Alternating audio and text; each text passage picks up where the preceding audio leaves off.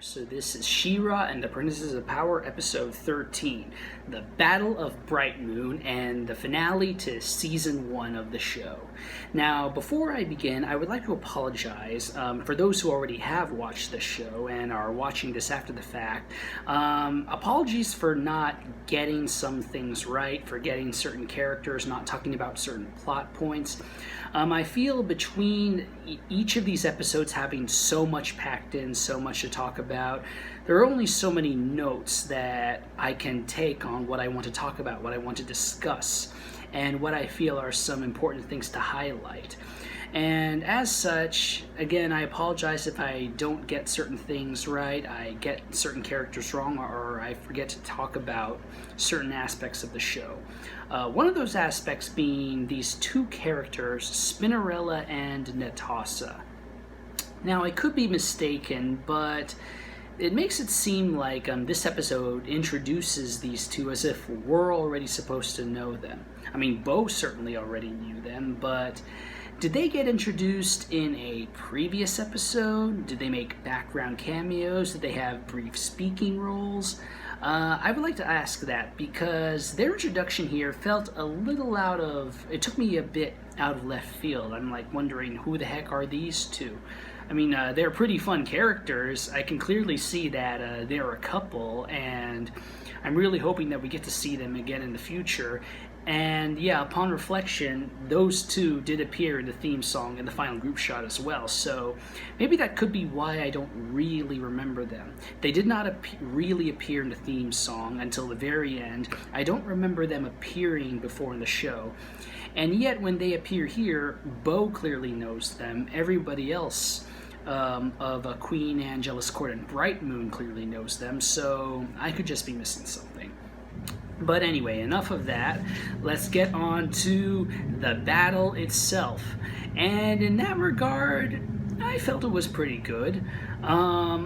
I feel that it could have been a bit more considering what happens. Something I neglected to mention last vlog on how they entrapped taps into the power of the Black Garnet runestone to temporarily disable or put on hold the powers of the other runestones, and specifically the power of Bright Moon, and completely negating the Whispering Woods and leaving Bright Moon defenseless. Yeah, with stuff like that, that really raised the stakes that, yeah, Bright Moon could fall, this could be the end of the rebellion, and let's go all out with all these characters, jumping into battle, all this magic, Bo shooting his arrows. I just felt it really set the stage for this huge epic confrontation. And I felt what we got was a pretty good confrontation, not an epic one.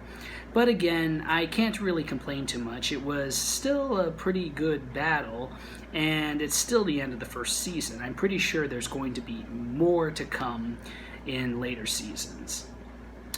And I felt it did feel it was a bit of a deus ex machina because of how just when the good guys are about to lose, suddenly all of the princesses come back. Perfuma comes back with her flowers. Mermista and Seahawk come riding in with Mermista and her water powers. Even Frosta coming out of nowhere after all of this huge show and dance of not joining the rebellion. She joins in to aid Bright Moon in its darkest hour. Seeing all the princesses together fighting was pretty cool, but with the whole power of friendship thing, and then all of them glowing, restoring Bright Moon's runestone, negating what Entrapta did, and being able to fight off all of the Horde soldiers after that, it felt a little contrived. Yeah, like a bit of a deus ex machina. Like, I felt like probably not so bad as the ending of season 1 of Avatar, where in that episode Aang called the power of the Moon Spirit to destroy the invading Fire Nation navy. Here I do at least appreciate that the Deus Ex came down on all of the princess characters putting their power together. So I at least appreciate that, but I still felt it ended on a bit of an easy note. But still, there was plenty that I really liked here.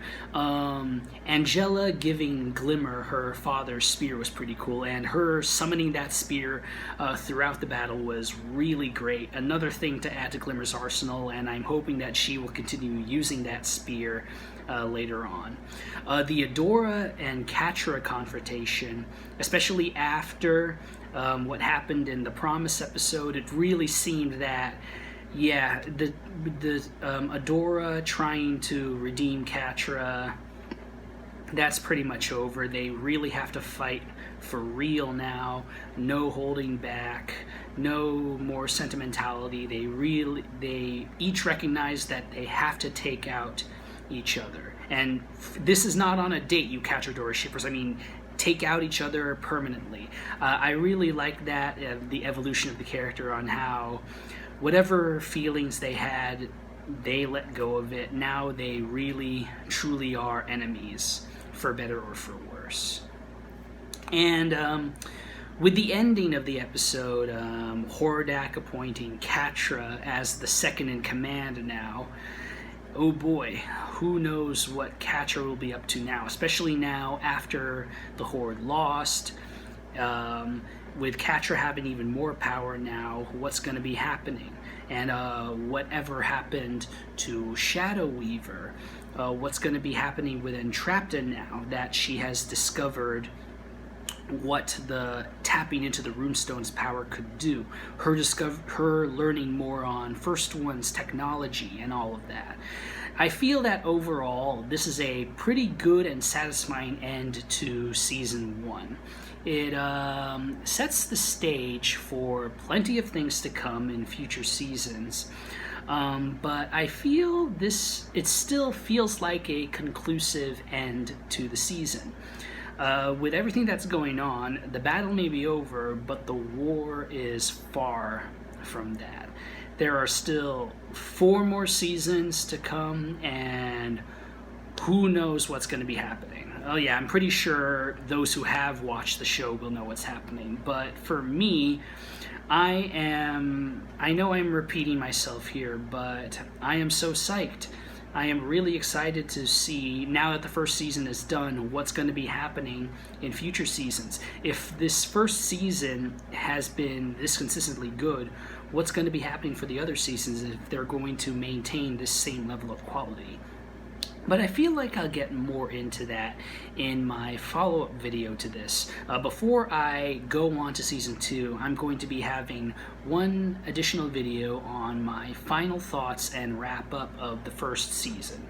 So that's it for me. So I'll be seeing you guys next time for my post-Season 1 wrap-up of She-Ra and the Princesses of Power Season 1.